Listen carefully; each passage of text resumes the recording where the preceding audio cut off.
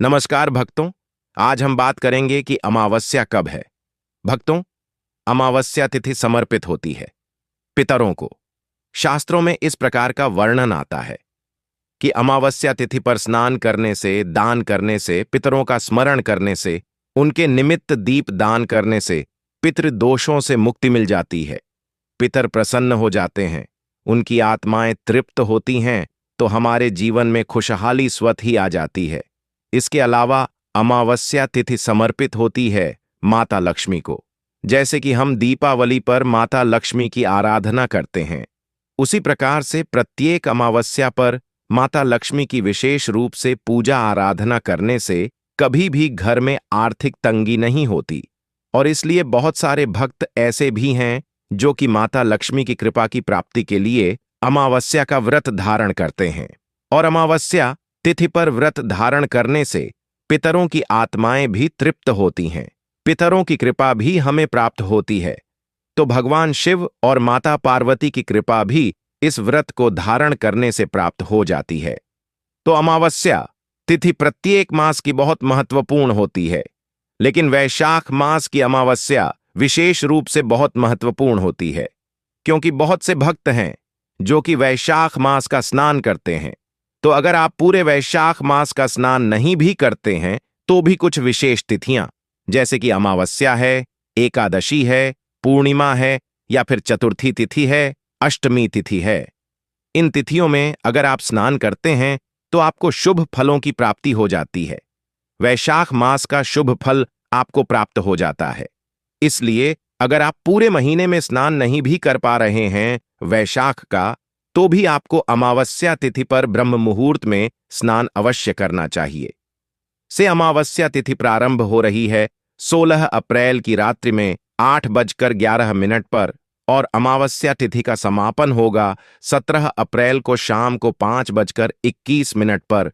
तो सूर्योदय कालीन तिथि के अनुसार अमावस्या तिथि 17 अप्रैल 2026 को मनाई जाएगी, और इस दिन शुक्रवार है, और शुक्रवार के दिन जब अमावस्या तिथि आती है तो माता लक्ष्मी की विशेष कृपा प्राप्त होती है।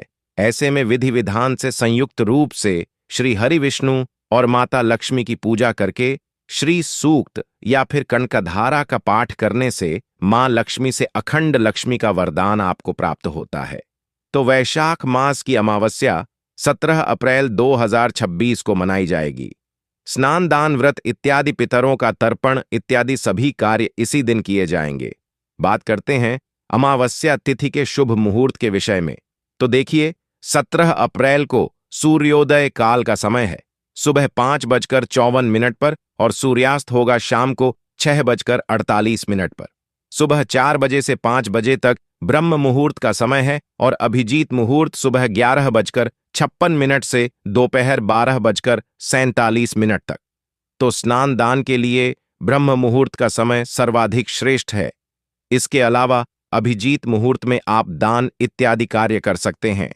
कोई भी शुभ कार्य आप कर सकते हैं अभिजीत मुहूर्त में। और बात करें राहु काल की, तो सुबह 10:45 से दोपहर 12:21 तक यह राहु काल का समय है। शास्त्रों में इस प्रकार का वर्णन आता है कि वैशाख मास में गंगा स्नान करने से, किसी पवित्र नदी में स्नान करने से बहुत अधिक पुण्य फलों की प्राप्ति होती है। लेकिन देखिए, सबके लिए किसी पवित्र नदी में स्नान करना संभव भी नहीं है। तो अपने घर में गंगा जल मिश्रित जल से, या फिर किसी पवित्र नदी का जल हो अगर आपके पास, तो स्नान के जल में मिलाकर आप स्नान कर सकते हैं। सुबह जल्दी अगर हम स्नान करते हैं, सूर्योदय से पहले स्नान करते हैं, तो उससे हमें गंगा स्नान करने के समान ही पुण्य फल प्राप्त होता है। तो प्रयास कीजिए, सुबह जल्दी उठकर और नित्य कर्मों से निवृत्त हो जाइए। उठकर सबसे पहले घर की थोड़ी सी साफ सफाई जरूर कर लीजिए। वैसे तो अमावस्या पर बहुत अच्छे से घर की सफाई करनी आवश्यक है, लेकिन सुबह सुबह इतना नहीं कर पाते हैं, तो सफाई का जो मुख्य काम है आप दिन में कर सकते हैं, पूरे दिन में कभी भी कर सकते हैं। लेकिन सुबह के समय जैसे कि झाड़ू लगा लीजिए, और अगर संभव हो तो पोछा लगा सकते हैं। समय हो तो, नहीं तो मुख्य द्वार पर जल का छिड़काव कीजिए। घर की चौखट को अच्छे से सुबह सूर्योदय से पहले अवश्य धो लेना चाहिए। इसके बाद आप स्नान कर लीजिए। स्नान जिस पात्र में आपको करना है उसमें सबसे पहले आपको गंगा जल ही डालना है। उसके बाद आपको जल से भरकर और उसी से आपको स्नान करना है। स्नान करने के बाद स्वच्छ कपड़े धारण करके भगवान सूर्यदेव को जल दीजिए और सबसे पहले अपने घर में गंगा जल का छिड़काव कीजिए। शुद्ध जल से अपने पूरे घर में गंगा जल का शुद्ध जल का छिड़काव कर लीजिए। उसके बाद घर के मंदिर में आकर विधि विधान से सभी देवी देवताओं की पूजा कर लीजिए। जो भी देवी देवताओं के विग्रह आपके पास हैं उनका अभिषेक आपको आज के दिन जरूर करना चाहिए। विग्रह स्वरूप में जो देवी देवता हमारे घर में हैं उनका अभिषेक आपको अमावस्या और पूर्णिमा पर जरूर करना चाहिए। ठीक है, अगर आप रोज नहीं भी कर पाते हैं, जैसे कि बड़े विग्रह हैं और आप रोज अभिषेक नहीं करते हैं, तो ऐसे में जो शुभ तिथियां होती हैं उन तिथियों में आप अभिषेक अवश्य करें। सभी देवी देवताओं का वस्त्र और श्रृंगार करने के बाद उनकी विधि विधान से पूजा कर लीजिए।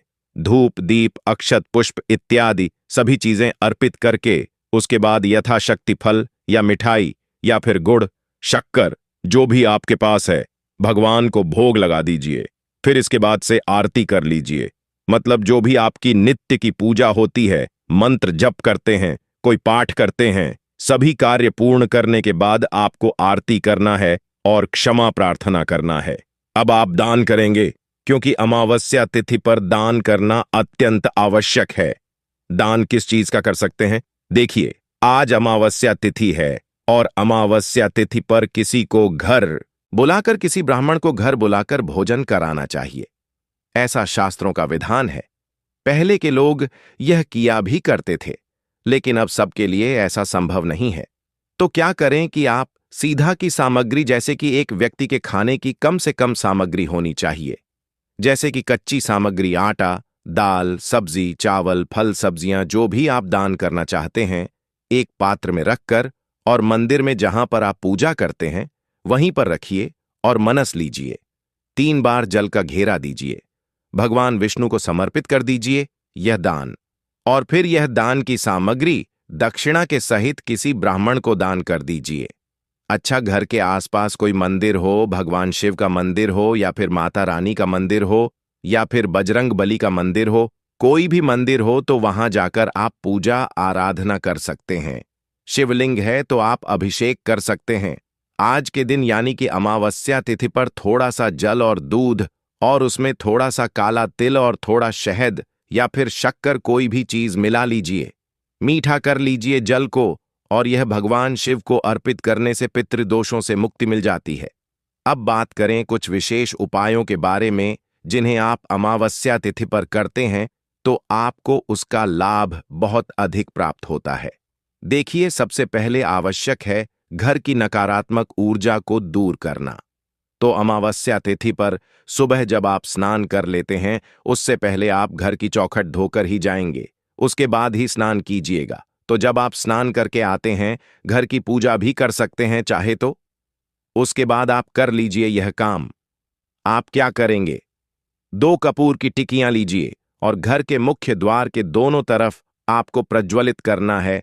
दोनों कपूर की टिकियां मुख्य द्वार के दोनों तरफ आपको यह प्रज्वलित करना है। अब बहुत से लोगों के प्रश्न आते हैं कि हम अंदर बैठकर यह कार्य करें कि बाहर बैठकर।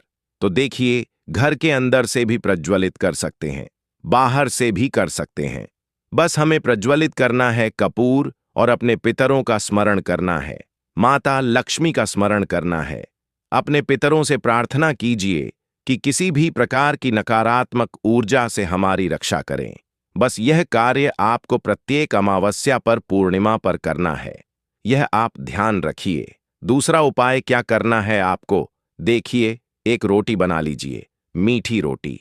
मतलब आपको आटे में थोड़ा सा चीनी या फिर शक्कर डालना है, थोड़े से काले तिल डाल दीजिए और इसी की रोटी आपको बनाना है। एक ही रोटी, बड़ी सी रोटी बना लीजिए। घी तेल आप जो चाहे लगा सकते हैं इसमें, और इस रोटी के 3 टुकड़े कर लीजिए और इसमें से 1 टुकड़ा गाय को दे दीजिए, 1 टुकड़ा कुत्ते को दे दीजिए और 1 टुकड़ा आपको देना है कौवे को। अच्छा, बहुत से भक्तों के प्रश्न आते हैं कि हमारे घर के आसपास तो कौवे नहीं रहते, हम क्या करें? देखिए, अपनी छत पर डाल दीजिए मन में भाव रखकर कि आप कौवे के लिए दे रहे हैं। एक ही रोटी में से 3 टुकड़े करके आपको यह कार्य करना है। इसके अलावा भी आप रोटी दे सकते हैं, कोई दिक्कत नहीं है। लेकिन यह जो रोटी है, एक रोटी, इसमें से आपको 3 टुकड़े करने हैं। एक टुकड़ा थोड़ा बड़ा होगा जो गाय को आप दे देंगे। बाकी 2 टुकड़े छोटे छोटे करके और आप कौवे को, कुत्ते को दे दीजिए। इसके साथ आप एक्स्ट्रा रोटी और भी दे सकते हैं, कोई दिक्कत नहीं। यह भोजन जाता है हमारे पितरों को और इससे हमारे पितरों की आत्माएं तृप्त होती हैं। पितृदोषों से आपको मुक्ति मिलेगी। किसी भी प्रकार से अगर आपके पितर नाराज हैं, जिसकी वजह से आपके घर में बहुत सारी परेशानियां हैं, धन नहीं टिकता है, या फिर आप कर्ज से परेशान रहते हैं, संतान नहीं हो पाती है, घर में मांगलिक कार्य रुके हुए हैं, या फिर किसी के किए गराहे का प्रभाव है, तो इस उपाय को करने से निश्चित ही आपको लाभ होगा। कुछ ही समय में, मतलब प्रत्येक अमावस्या कीजिए यह कार्य आप। इस उपाय से आपके जीवन में बदलाव होना निश्चित है। ठीक है, तो यह रामबाण उपाय है, सबको करना चाहिए। आप चाहे तो प्रत्येक शनिवार को कर सकते हैं अगर आप बहुत परेशान हैं तो। अब महिलाओं के लिए कुछ खास बातें, कुछ खास उपाय। देखिए, आज के दिन आपको बाल नहीं धोना है, बिल्कुल भी शैम्पू नहीं करना है।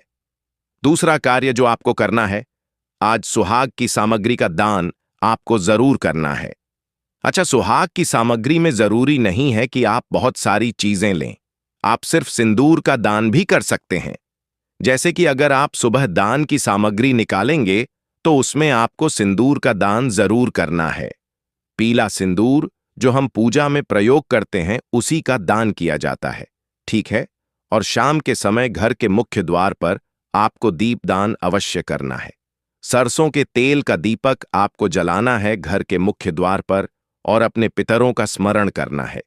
उनसे प्रार्थना करना है कि मुझसे या मेरे परिवार से अगर किसी भी प्रकार की भूल चूक हुई हो तो आप मुझे क्षमा करें, हमें क्षमा करें और हम पर कृपा करें। पितरों के लिए जो हम दीपदान करते हैं, उस समय हमारा मुख होना चाहिए दक्षिण दिशा की तरफ, और हम प्रार्थना करते हैं हाथ जोड़कर, तब भी हम दक्षिणमुखी होकर ही प्रार्थना करते हैं। इस बात का आपको ध्यान रखना है। अच्छा, आज अमावस्या है।